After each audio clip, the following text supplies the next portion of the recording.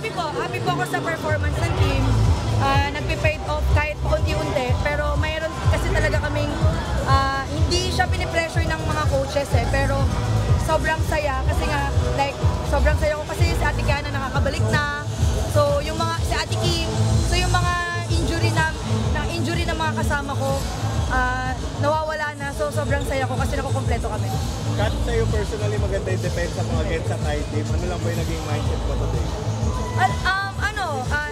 Siguro nag-enjoy lang talaga ako sa game ngayon kasi bihira lang yung opportunity na ganito. So ine-enjoy ko and yun, na-excite kasi ako, na-excite talaga ako nang nalaman ko ka-bracket sila. So nagma-mindset ako before pa lang, sa training pa lang, ganito, pinag-aralan ko yung gagawin nila.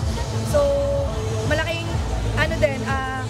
sa akin siguro din malaking thankful din sa mga kasama ko kasi hindi din naging madali sa akin dahil nga nandun din sila naka-guide din sa akin. Kat, maganda yung bawi niyo sa third at fourth set kaso kinapos saan kayo nahirapan dun sa pinakita ng Thai team? Siguro yung defense talaga nila, blockings and sa floor.